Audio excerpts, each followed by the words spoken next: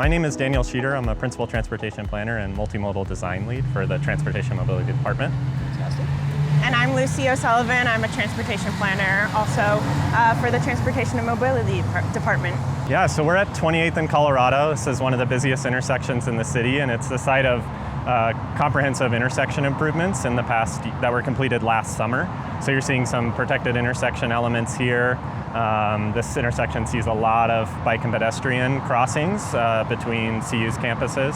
And right where we're standing is the site of a slip lane removal, actually, at this corner of the intersection. So it's really neat to see the transformation. And, yeah. And this is I almost said it's a dangerous place, but it's a noisy place, so let's get out of here. Let's start rolling. All right, that sounds good. Yep. All right.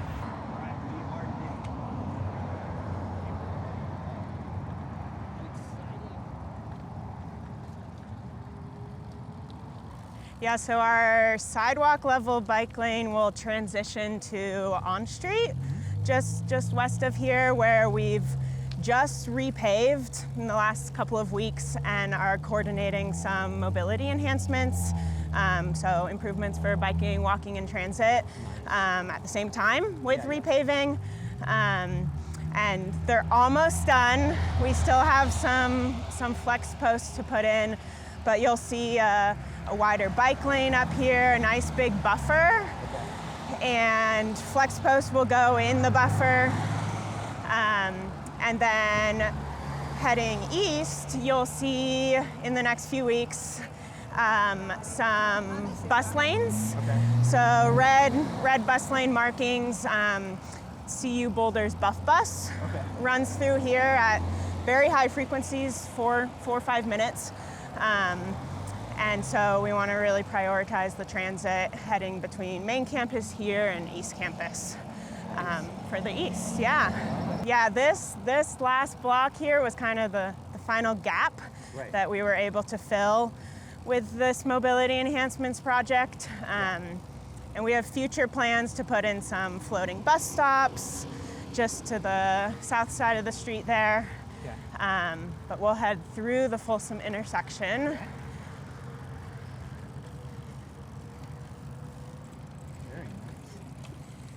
Onto CU's campus here.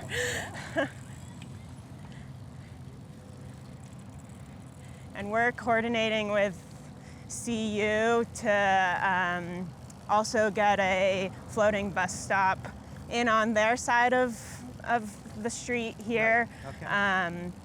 That'll come in probably later this year or next, once they repave. Yeah, it's that delicate balance, right, of coordinating between entities. Yes. Coordinating with the university as well.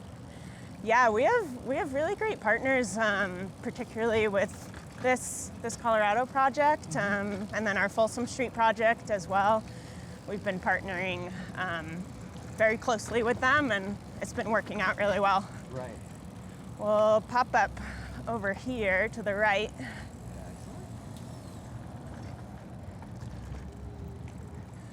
And take a bit of a secret path. Nice. I like secret paths. Yeah.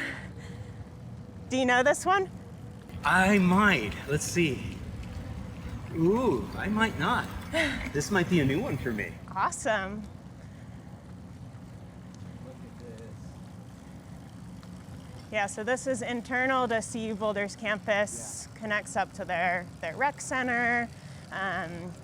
We'll go by Folsom Field and then get a great view on one of the sky bridges.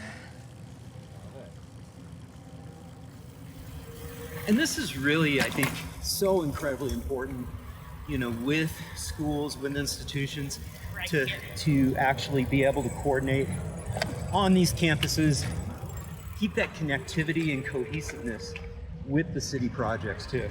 Yeah, absolutely. Yeah, we want it to feel cohesive and consistent, whether you're on city property or CU property, and make sure that network really stays strong throughout.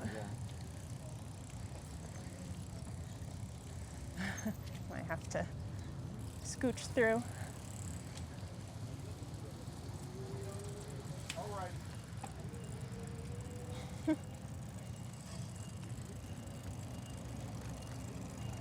Taking a left here, you can peek into Folsom Field. Yeah. And we'll There it is. head this way. I remember finishing many a Boulder Yep. there. And attending a football game. Football game or two, yeah. Yeah. We'll head up to the left over here. Is this the one you wanted to take, Daniel? This is perfect. And I think, yeah, this is one of my, well, not a city project, John. This is one of my favorite pieces of infrastructure built in the city in the last 5 years. So, and technically kind of pedestrian priority on this bridge, but we'll take it nice and slow. But That's it's just kind of my approach to life is, Yep. you know, and just take it at yeah, pedestrian plus. exactly. And it's just a great vista coming down into Boulder Creek and a great connection between the neighborhoods north of campus and up the hill to main campus itself. So really transformative, I think, for connectivity between the neighborhoods and the school. And this has been one of the most critical, you know, connectors, being able to get connectivity to the path and the university. Correct. Yep. Yeah, it's connecting to the major east-west Boulder Creek path, you know, one of our greenway spines, our low stress greenway spines here underneath us. And we'll kind of get dropped down here on 19th Street to the right and actually pass by some first phase of some student housing that CU is adding here to their property north of the creek. Yeah. So this will be some CU student housing. And again, proximity to campus and that great bridge. You know, it's going to be an easy way for people to walk and bike and scooter to campus and back. Yeah. Yeah. I noticed that there's some work going on the shoulder of 28th Street where the old hotel used to be. Yes. Yeah. And what's going on with that property? Was that Yeah. going to be housing? Or? That is also going to be housing. Yeah. So the former Millennium Hotel and Rocky Mountain Tennis Club, that's being redeveloped as kind of private student housing. So it's not a CU project, but a private student housing, and there's you know, some new open space and path connections, you know, into the surrounding you know, housing and shopping there too that they'll construct. So yeah, big project because it's on both sides of the creek there, and that's going to be really cool to see come together. So yeah, we're coming up to an east-west arterial here, Arapahoe Avenue, and we'll cross into the Goss Grove neighborhood, which is sandwiched between Arapahoe Avenue and Canyon Boulevard, two major east-west streets. You know, I'm really glad that we're heading in this direction because this is one of my favorite examples of modal filters, and you know, talk a little bit about that, leading into, you know, creating these neighborhood greenways or whatever you guys call them. What do you call them? Yeah, let's speak to. Yeah, we call them green streets. Every city kind of has a different word for it. But yeah, these are our low volume, low speed streets that we prioritize to make comfortable for walking and biking. So we're coming up on a couple of those, Grove and 23rd in this area, where we've done some of that filtering. You'll see just up here after the mural, the street mural, which was just repainted last summer. Fantastic. So it's nice and bright for you. Asphalt art here. And I didn't realize this till they painted this, but this is the geographic center of Boulder, John. Yeah. So for the entire town right here, we're on the center. The geographic center of Boulder. We have to make a circle on this. Take a spin around. And really, you know, and that's part of the beauty of what Boulder is. And, you know, let's swing the camera around this way. Yeah. There's a little modal filter aspect of that right there. You see that person on a bike getting through. That's what makes these, you know, low volume, low speed streets really fly in terms of being able to encourage all ages and abilities is, you know, those modal filters. Yeah. Yeah, here's some more street art and a curb extension there. Yeah. And these I think are really interesting. We're coming up on a diagonal diverter here, and I kind of looked back, and I think these were installed in the late 70s or early 80s. So they go way back. This goes way back, and I love this too because I call this a street tree. Why? Because it's a tree in the middle of the street. Yeah. And let's continue straight actually through here. Follow those green markings and our wayfinding. Yeah, so we put in a lot of wayfinding, pavement markings to enhance the green streets and make them easily navigable by people of all ages and abilities. Yeah, this is just, it's one of those things that doesn't get enough attention, you know, from cities. I mean, we're putting a lot of attention in building the absolutely necessary protected bikeways on those core arterial streets and the major networks, but really bringing to life the cohesiveness of a grid network and the quiet residential streets, and emphasizing the low volumes and low speeds. Right. Gosh, it's just a huge opportunity. And here's yet another one. It is, yeah. Another modal filter. Yeah, they provide. And you're right, this is nothing new. I mean, this was in place even when I lived here in the 90s. Yeah, and provide great pedestrian and bike access over to this commercial district here on Folsom through those modal filters. We'll pull up here on the right for a second. Yeah, I need to do a camera adjustment too. Okay, perfect. So we came over now, we're at the end of Grove Street here and are next to a major north-south arterial street, Folsom Street, which is one of the city's priority CAN corridors, or core arterial network corridors. And the CAN initiative is a city council priority to make our busiest streets safer, to make them more comfortable and connected for everyone who uses them. This street plays a real key role in the multimodal network for connections to north, all the way clear on up to North Boulder and south to campus, well, through this commercial district into campus and ultimately down to Broadway and the Broadway multi-use path. And so this was a project that we initiated early this year, late last year, early this year. And we're doing a comprehensive corridor study to analyze alternatives to, like I said, meet those CAN goals of making the streets safer, comfortable, and more connected. It sees a lot of use today, both from people driving, transit riders. Our local hop route passes right by us here. And then thousands of people walking and biking to and from campus, and like Lucy said, to and from the destinations along the business destinations along the corridor. We're kind of standing at a spot here that is across from some beloved local businesses here, McGuckin's and Village Coffee Shop. But you'll see just behind us a segment on the west side of Folsom that doesn't have any sidewalk. So it's a major, really the only sidewalk gap on the whole corridor, and you have to walk through the surface parking lot there if you're a pedestrian.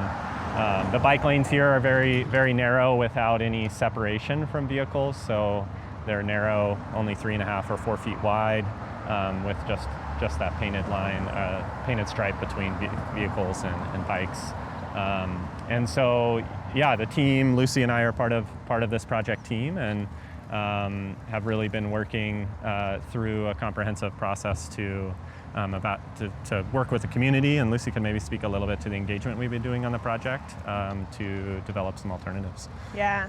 So we started engaging with residents, community members, all these businesses you see around us last winter, with the goal of really bringing them along the process. So starting with, how do you use the street? What do you need? What's working? What's not? all the way to where we are now, where we have a recommended design for the street. And so we've really been, popping into all these businesses, going to where they are, in addition to other community engagement opportunities like kind of traditional open house formats.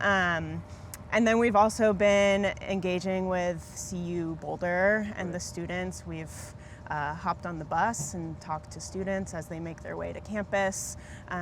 So really trying to learn about all the different perspectives and experiences on the street so that we can make it a better street for everyone. And that feedback really fed right into the recommendation, and the recommendation includes separated or protected bike lanes, from the southern limit of Colorado, so where we were a few minutes ago, all the way north to connect to the existing protected bike lanes from north of Pine. So those are the project limits, and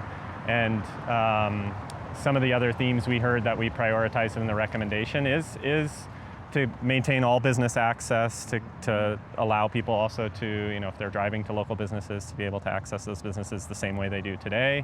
And at intersections, a number of treatments to separate people, different movements at the intersections, and not just space, so protected intersections, but also time. So we preserve turn lanes at intersections actually in our recommendation to be able to separate those turning movements from bike and pedestrian movements. So really key tenet to making safety improvements and keeping the corridor flowing for transit riders and people driving, and as well as people walking and rolling and biking. So it's a really great way. We're really pleased with the development of the recommendation, and we'll be bringing that forward to our Transportation Advisory Board in late July, and ultimately to City Council in early August. So it's been a pretty about a 9-month process overall, but like Lucy said, lots of engagement throughout, and that really bears through in the recommendation. We mentioned a 9-month process, and really since basically, going back to 2015, it's basically been a decade since that portion of Folsom that you said is in place now. And so it's going to be hopefully closing a critical gap that has been in place for a high comfort network. Yeah, that's a great point. Yeah, I mean, I think given the directness of Folsom and the access to campus, it sees a lot of use today, even with the facilities that it has. We came a little more indirect, and you can kind of snake through the neighborhoods, but you have some less comfortable crossings of those major east-west arterials that you kind of navigate, and you are kind of zigzagging a bit through the neighborhood. So which is completely fine. It's completely comfortable, and in fact, if you don't have a destination that's right along here and speed and time is not an issue, you might prefer to be over in the quiet residential area and take it easy. Especially if it's a hot day.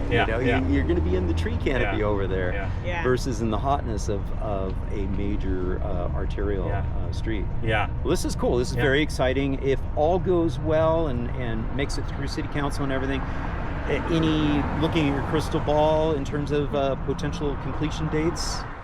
So that would, after our City Council date in August, if we do have an approval for the recommendation, that would set us up to pursue grant funding for final design and construction. So we would have a preliminary design basically that we could carry forward, and that grant funding on a project of this scale is really key for us to deliver the improvements. But we're optimistic with some potential funding cycles in the next 2 to 3 years that we could be competitive for, and we would be ready for that. And that brings up a good point too. Is a city of the size of Boulder doesn't necessarily have access to hundreds of millions of dollars, like say an Austin might or Chicago might, who has bond dollars. You're trying to basically, fund these improvements on a very, very thin budget and going out and looking for grants. Particularly on the arterial projects. Even though we evaluate in our alternatives the time and cost to implement. So we are weighing different designs in terms of where it would fall in that time and cost to implement, and our direction from council is to try to reduce our costs, reduce the time to implement. And so the recommendations that you see here, and we can talk about on 30th Street too, for North 30th, do attempt to reduce costs as much as possible, and that keeps curb lines where they are today to a large extent. It maintains the tree canopy that we have today. Tries to reduce the extent of utility impacts and drainage changes to the street, which makes the cost, reduces cost, and it can make the construction duration shorter. So that's really important on these arterial streets where the need is so great.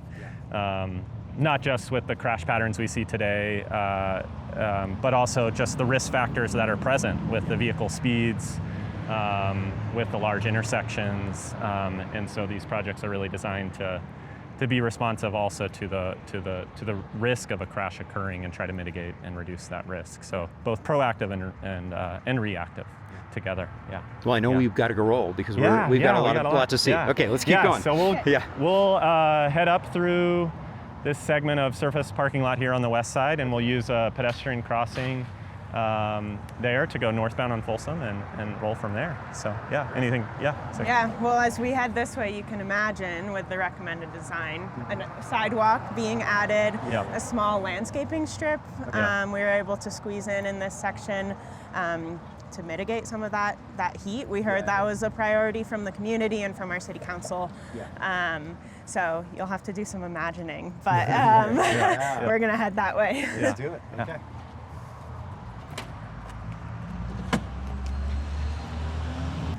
A little bit of a wiggle.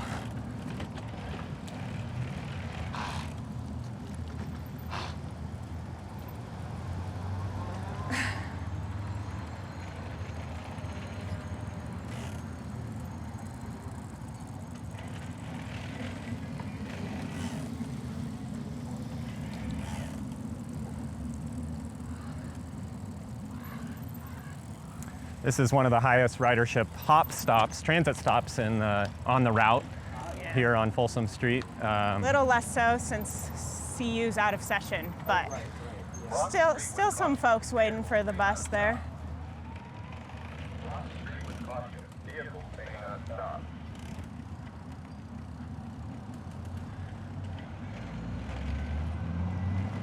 And that's an example of a crossing there that the corridor project would upgrade to a red indication or a red signal to improve safety and comfort for people crossing Folsom Street. So all of our corridor projects also look closely at pedestrian crossings, those mid-block pedestrian crossings, since there are often big gaps in crossings along our arterial streets.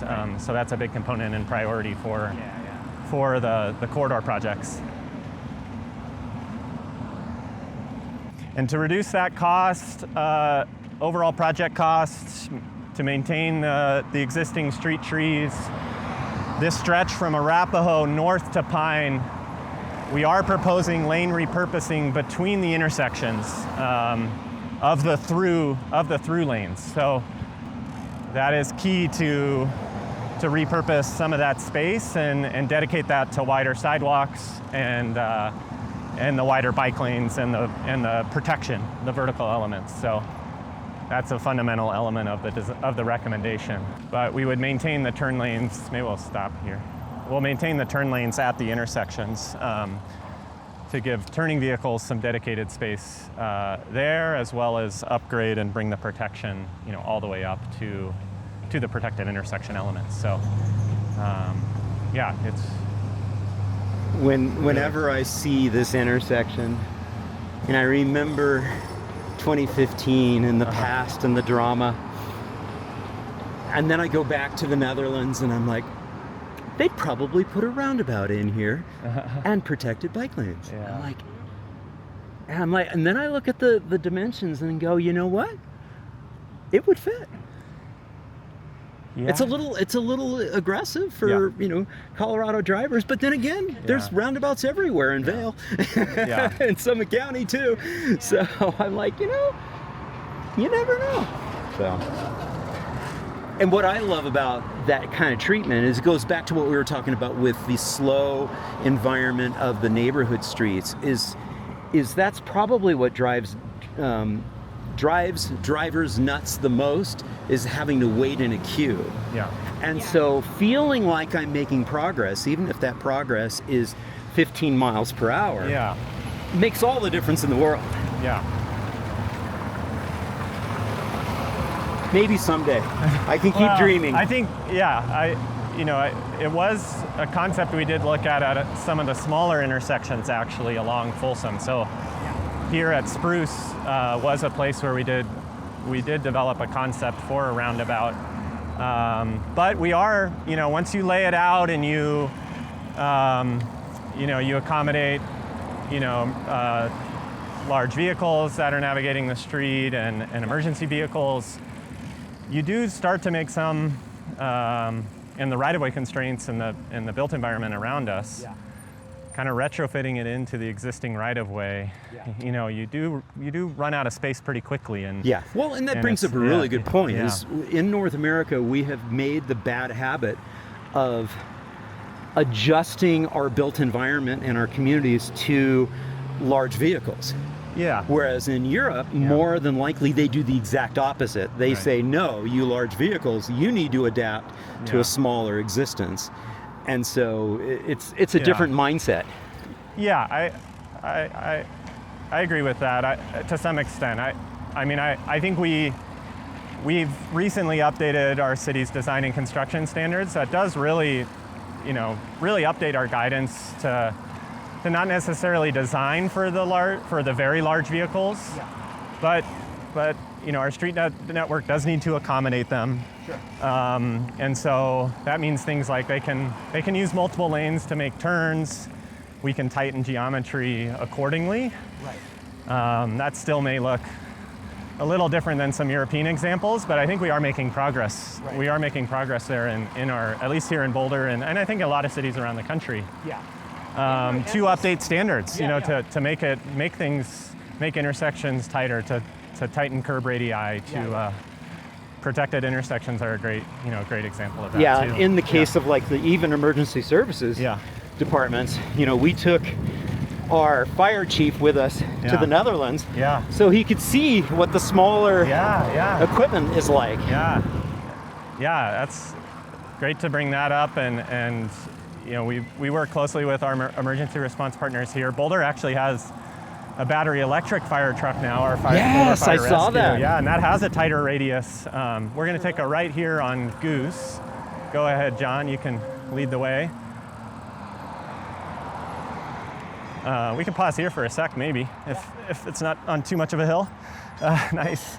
So that's exciting, from a street design perspective, since that vehicle does have a shorter wheelbase. It sure does, yeah. It can, it has four-wheel turning. But again, that's one vehicle in a fleet of mini vehicles, and they operate that out of one station. So it's incremental progress, but I think well, speaking of incremental too, I'm glad we paused right here, because I can remember the first iteration of what this protected bike lane looked like during the initial installation. And this is version 2.0 or maybe 3.0. Talk a little bit about that process of sort of adapting and bringing this to its current iteration. So these separated bike lanes here were originally implemented back in 2015 through the Folsom Street project you mentioned, and they were implemented with paint and plastic posts or flexible posts to kind of dedicate that space at a relatively modest cost, right? Just using those quick build materials. That remained in place through to a resurfacing project in 2021. That was really maybe one of the first, I think it was the first large-scale mobility enhancements project. So what Lucy spoke to, our initiative to coordinate with repaving work, to make striping changes and other low-cost safety improvements in coordination with repaving, so that we're being really efficient with our resources. And that is all that mobility enhancements work is all locally funded there as we work through that. So, and what's great is you Yeah. didn't have to really do much. You just kind of hardened what was it was already there. Yeah, and that was a really innovative construction method here. These concrete curbs were slip formed, so they were cast with a specialized machine that cast the curb as it rolled along the street. So I think it resulted in a really clean design, a really elegant design, a really permanent design, permanent feeling. One of the concerns we hear from the community on just the paint and post treatments is, there's an ongoing maintenance burden there, but also just kind of the aesthetics. They get hit and beat up, and so the concrete that lasts a lot longer. And it looks a lot better. we see this gal, rolling by on her cruiser bike, dressed in her everyday clothes. That's what we're talking about. That's the litmus test that you have a much more comfortable environment when you see, women and children and people getting around town and not feeling like they have to dress up to go, to get places. So yeah, we were over at Whittier Elementary, just southwest of here, a month or two ago, and heard from some parents that they'll let their first grader ride to school on this section of Folsom because of that separation. I love it. And so we're also standing here at the connection to Goose Creek, and so it's also connecting us to other activity assets, the whole network of off-street pathways. Yeah.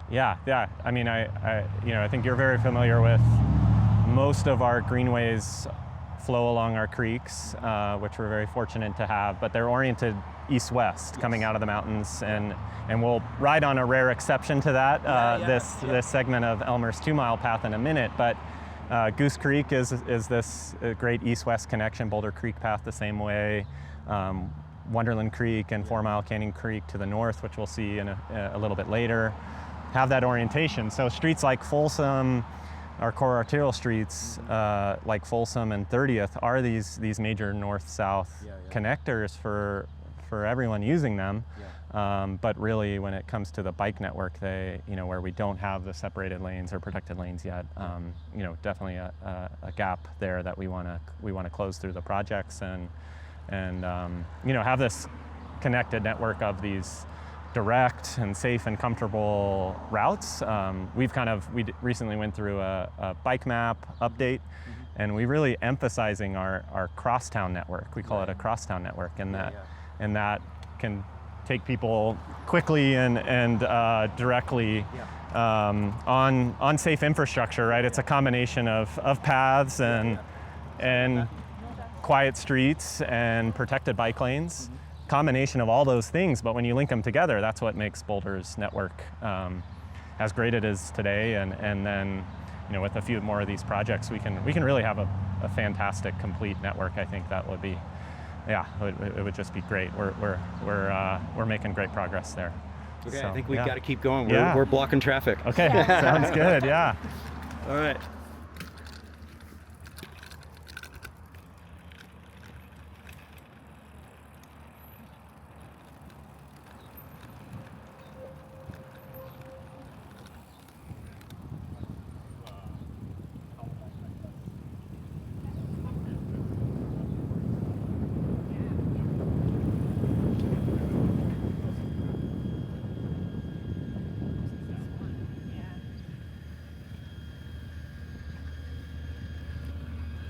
Yeah, Goose Creek is a great connector. Oh, this is going to be noisy, John. I'll hold for a second. Yeah, it looks like they've been doing some work here from a watershed perspective. Yeah, but Goose Creek is a great connector, kind of through central Boulder, and connects wonderfully now through Boulder Junction and all the way out to points east. So really sees a lot of utilization since it's through the heart of town. And we just turned onto Elmer's 2-mile path here. So again, this is a kind of tributary of Goose Creek and has a really great multi-use path. This is paralleling Folsom. So that exception, our north-south greenway.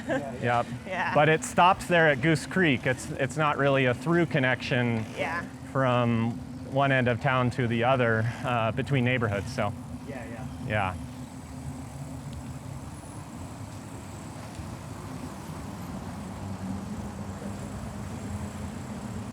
Yeah, and we just passed under Valmont Road, and which is near where one of the city's biggest bike buses travels to Columbine Elementary. Oh, cool. So we've joined in a couple of times on that bike bus to school.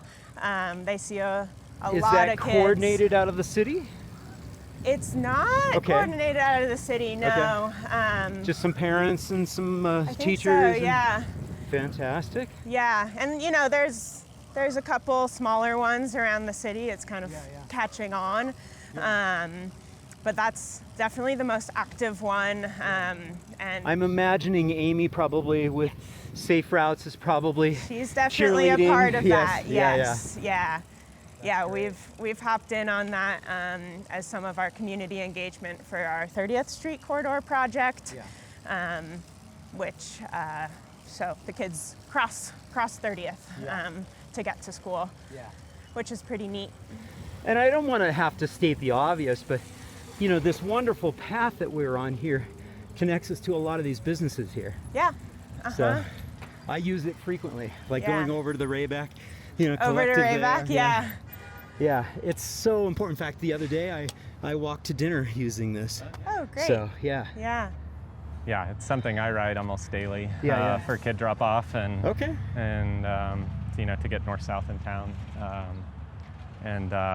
This is crossing Glenwood Avenue here, which is another kind of neighborhood bike route. You know, you don't see a dedicated bike lane on this street, so you're in a shared lane with vehicles, but a few years ago, we had a Vision Zero innovation program that implemented some low-cost traffic calming devices here. Chicane-type things here. Yeah, some. Are we rolling down this, or what? We're going to continue up to Elmer's, but yeah, this is kind of a more comfortable at-grade crossing now with this curb extension, and you need to jog on the path here to continue along Elmer's, but we've seen this. This was evaluated after a period and was effective in reducing vehicle speeds. You know, kind of calming traffic and especially reducing kind of top-end speeders. But it's remained in place, and it would be we hope to come back and make that permanent in the future, you know, as funding allows with concrete elements, but for now, the paint and post is effective in serving its purpose. So. One of the things that I saw in my Tucson visit earlier this summer as part of my Amtrak tour across the country is the wonderful work they're doing on areas like that where it's been proven effective using the lighter, quicker, cheaper materials. They then come back in and take it as an opportunity to depave. And so they cut it up and then they create little rain garden types of things. And again, going back to the factor we were talking about earlier, hey, what can we do to reduce the heat island effect? And how can we, lean into these chicanes as being great traffic calming elements, but then also being creative about, okay, just like our delightful traffic calming traffic circles on Spruce and Pine, and some on Mapleton too, we're like, okay, we can add some green elements here. Yeah, we've implemented one, not a rain garden, but one planted chicane that was a partnership with adjacent community members, adjacent residents up in North Boulder on Upland Avenue. Okay. And they're kind of maintaining those plantings in the chicane, which was just a great oftentimes partnership. Oftentimes is the case. Yeah. Many of the traffic circles in the city are actually maintained by resident volunteers. By resident volunteers. So I think that was a neat model and hopefully something we could expand in the future with interest. So so we're just coming up off of Elmer's 2 Mile there. we're kind of reconnecting with Folsom Street, or what is now 26th Street here. But the second underpass there was under Iris Avenue, which is a major east-west arterial. And we'll kind of jog here. Maybe we'll do a short sidewalk ride as we cross 26th. We'll loop here, and we'll just chat about Iris for a minute, which is the second of our 3 CAN priority corridors. And this was a project that had, again, a very robust engagement process and design development process in 2023 and 2024. And that culminated with a recommended design being approved by council last fall. And we're kind of standing at the intersection here of Iris and Folsom/26th. And you can see the configuration today. It's 2 vehicle lanes in each direction with narrow painted bike lanes, and here we do have continuous sidewalks on this corridor, but they at about 5 feet wide. This is a really typical design for arterials in Boulder, and really what segments of Folsom Street that we rode through the Folsom Street project limits, and now here on Iris, and you'll see on 30th. It's a very typical design with this configuration. It's about 50 feet curb to curb, and so our alternatives analysis through the corridor studies looked at a range of options, and we do study maintaining vehicle lanes and trying to make safety improvements kind of additive to that, but that can have tree impacts, or it can be much more costly and take much longer to implement, being a major trade-off there as we evaluate those options. Right. But where we landed on Iris, and as we talked about with Folsom, is trying to maintain the curb lines where they are as much as possible. So at this point right here, through our traffic analysis, we demonstrated that there would be minimal travel time changes with lane repurposing west of this point towards Broadway. And so we will, the recommendation repurposes lanes here. But there was a really strong emergency response consideration for Iris, both day-to-day and in a disaster scenario, evacuation scenario. And so the recommended design actually has a 2-way cycle track, or 2-way protected bike lane on the north side, on the side of the street we're on. Okay, great. And that way emergency services can use it during. Exactly. And by the way, I lived through the 2013 floods here in September.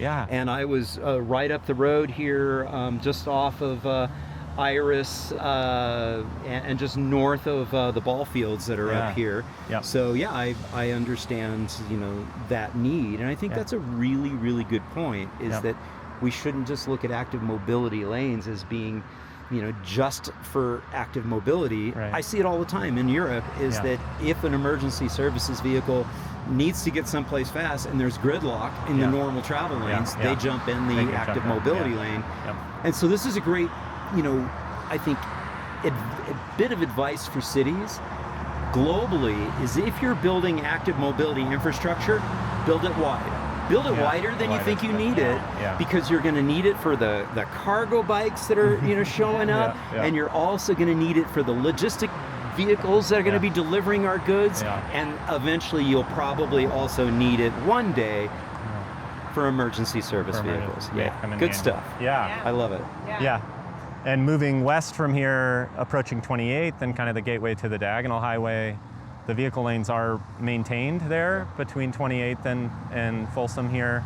And we take those bike lanes, that cycle track, up to sidewalk level, which is a little more space efficient and something that we prioritize for that segment. And that is a large part, the segments. And that blends in nicely with further down when this blends into the Diagonal Highway aspect. You had the raised, separated pathway there already on the south side. So.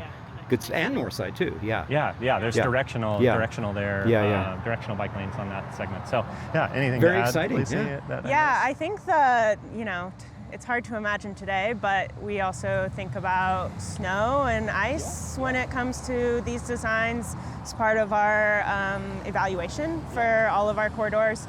And so The two-way cycle track on the north side of the street obviously gets more sun, so allows for some better melting out of snow and ice.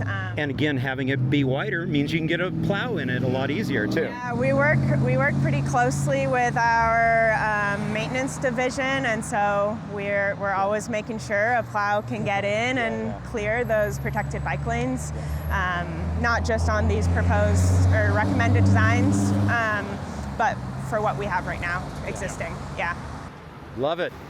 Now this, you said, already got council approval in the fall, so I'm assuming you're out scrambling around looking for funding?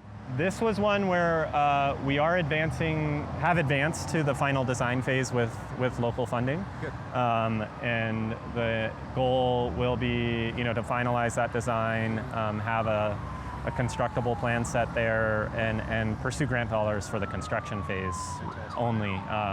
And that would kind of mirror pursuing grants for Folsom, most likely.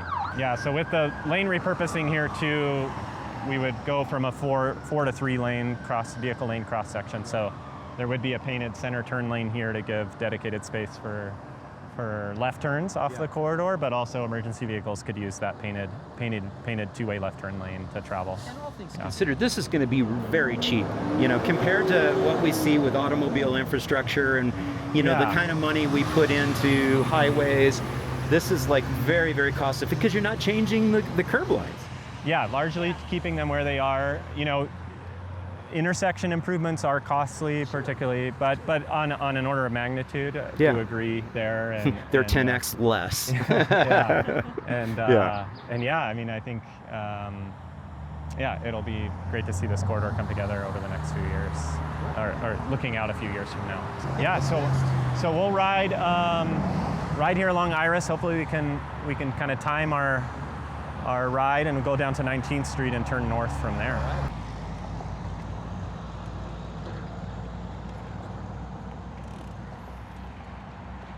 Good? Yeah.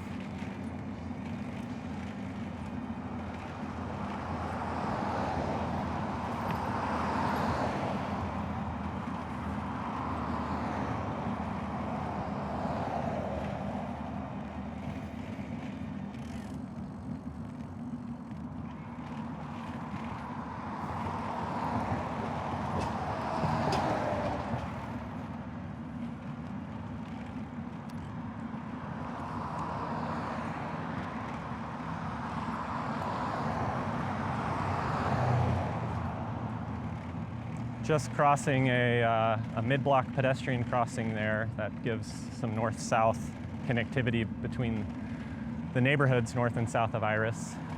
Also a school route to Columbine, so it's well used here, given the spacing between Folsom and 19th Street.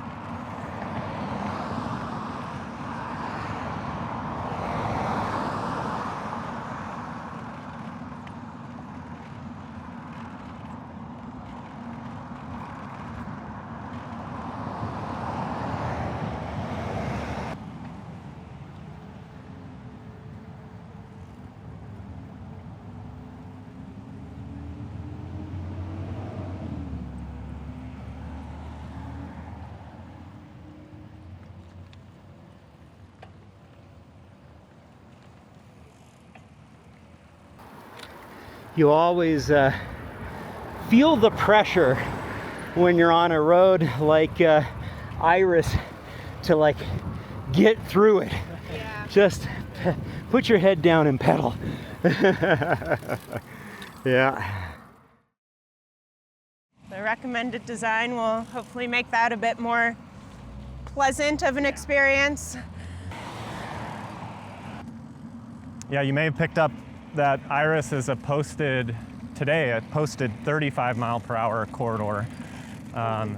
So, and you see that on really all these arterial streets we'll be traveling today, where we're prioritizing projects.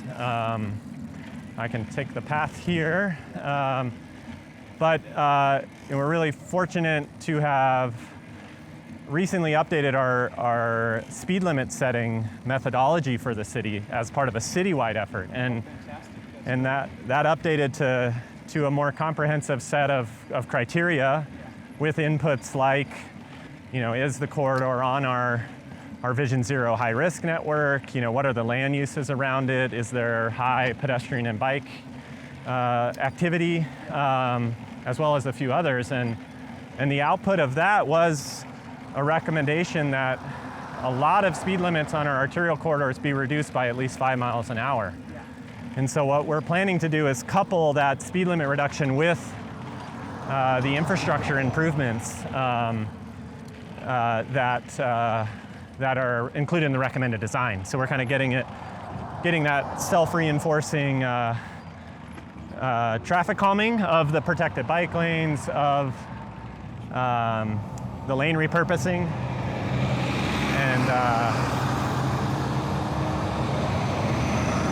and lowering the speed limit at the same time. So, All right, let's talk about this.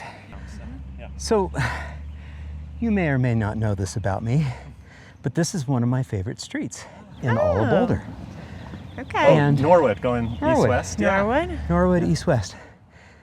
Earlier we were talking about, these wonderful, delightful, tree-canopied streets that the design reinforces slow driver behavior and creates an all ages and abilities facility without any actual facilities. Mm-hmm. And I think Norwood is a wonderful example of this. On this particular section of Norwood feeding into Centennial Middle School, we have a slightly wider side path here, sidewalk.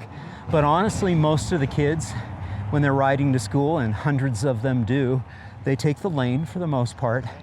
And then on the other side of 19th Street, Norwood is this most delightful, I don't know the history of it, but it's been this way for years and years and years.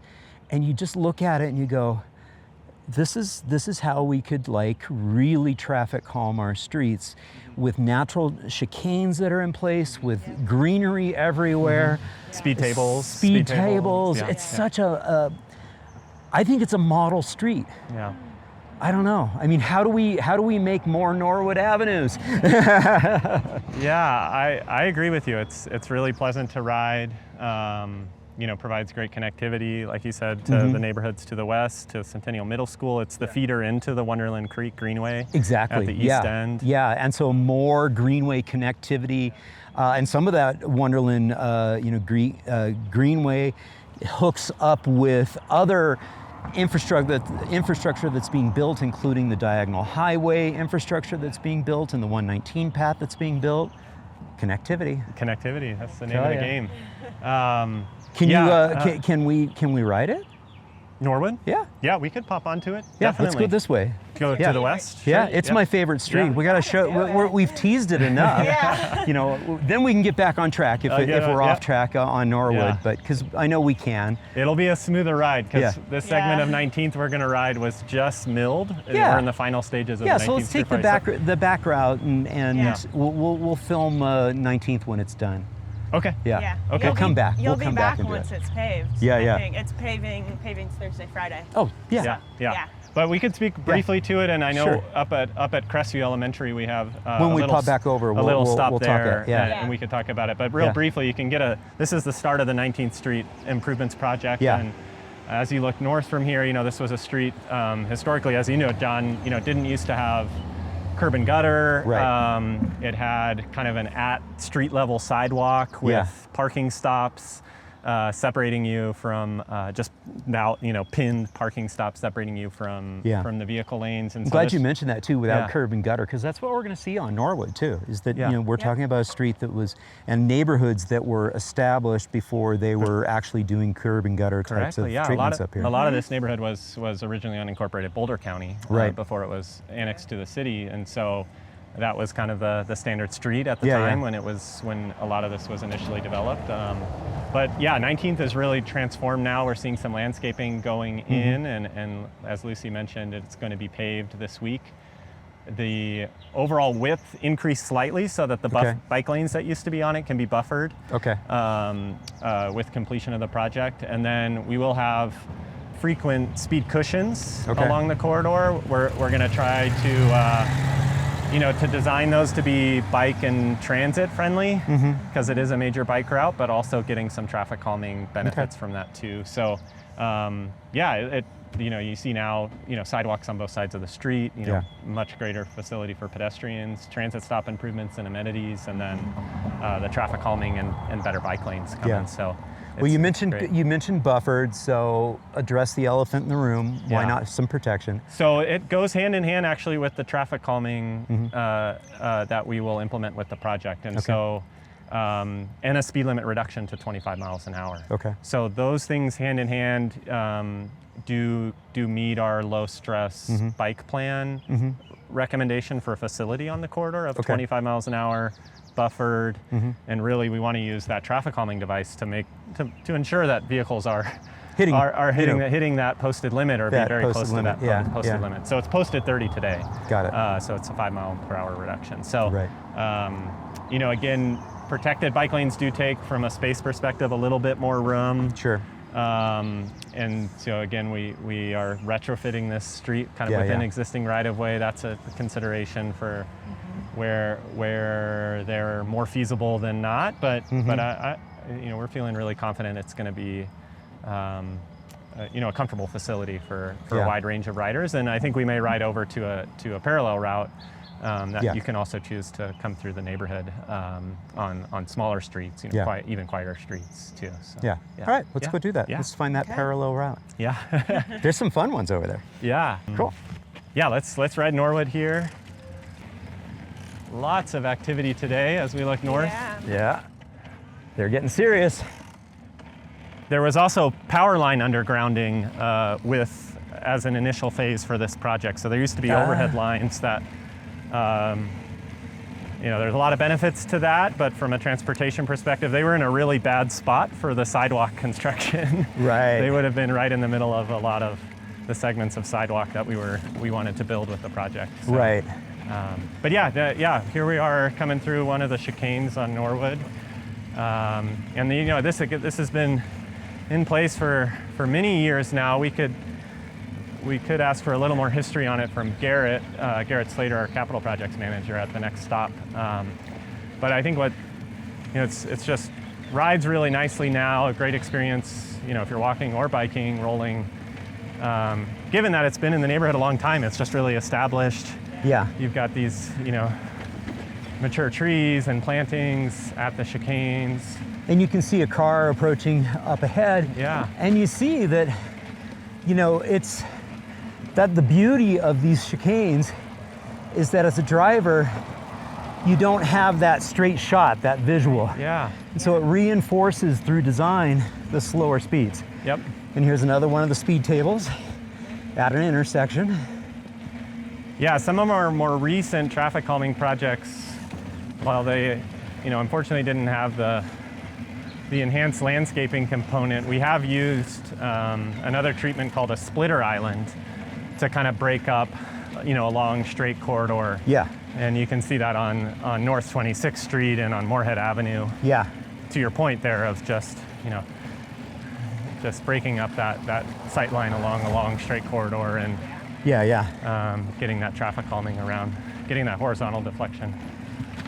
Yeah, and you asked, how can we get more Norwoods? And I think our mobility enhancements program is one of the ways we do that. We'll hang it right here, John. I think you know about this little secret path. This is a wonderful path, Yeah. I love that. Single file, but But it works. It works, yeah. It actually could be widened. Maybe a bit, yeah, I've thought about that. Yeah. It's a little green tunnel effect. It's so delightful, though. Yeah. It's very delightful. You know, Hello. we don't always have to go fast. Go ahead, no You're problem. okay. Dog alert. It is her path. Thank you, you too.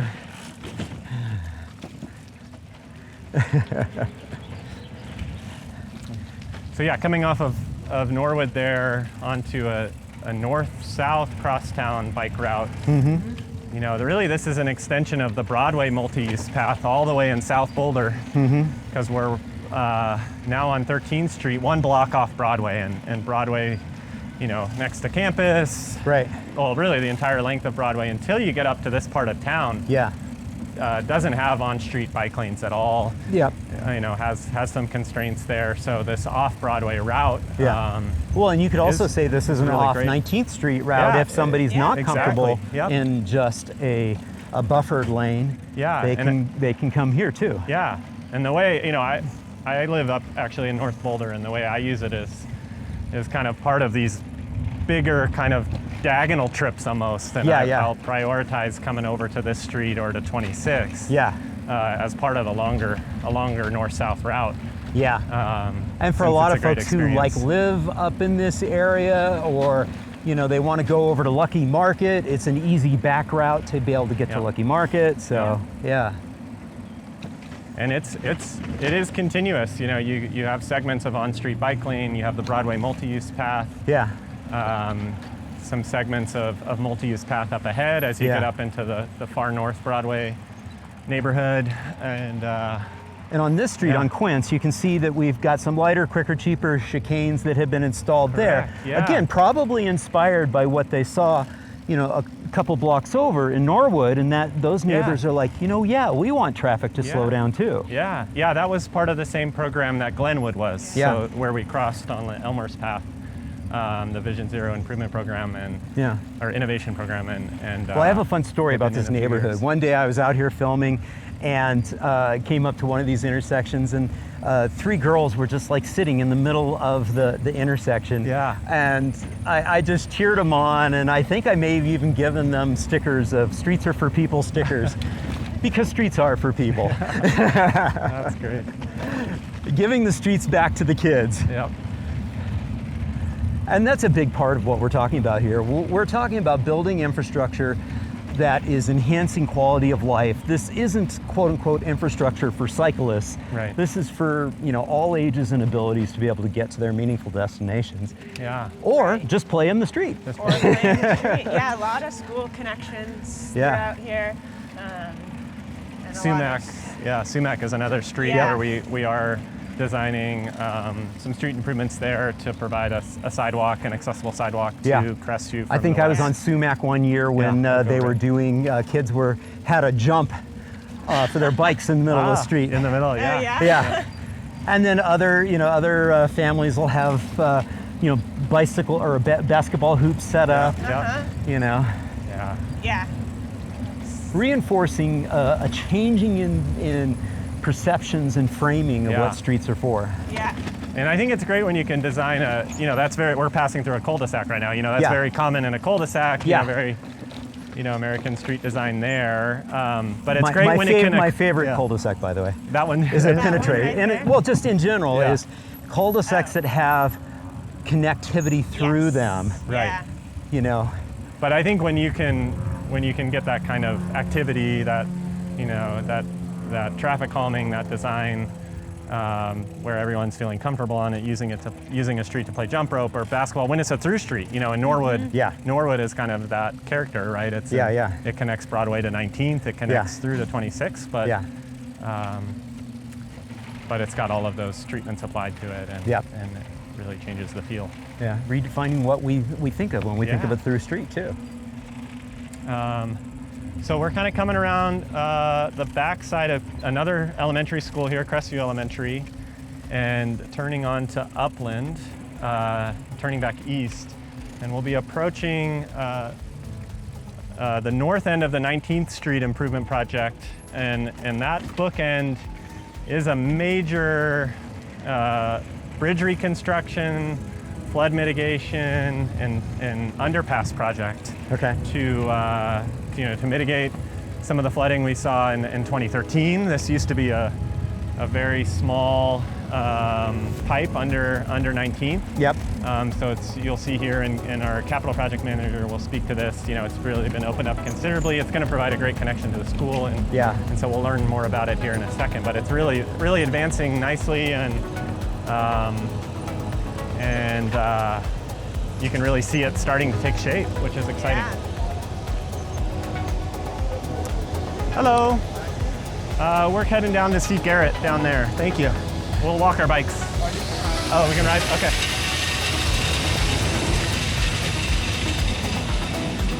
That's Garrett right there. Yes. Okay. Awesome. So they closed this segment to northbound traffic, and there's been a diversion for southbound. So this is the first time Lucy and I have been on the bridge here. This is really cool Yeah. to see. Yeah. Pretty darn cool. Pretty Yeah. darn cool.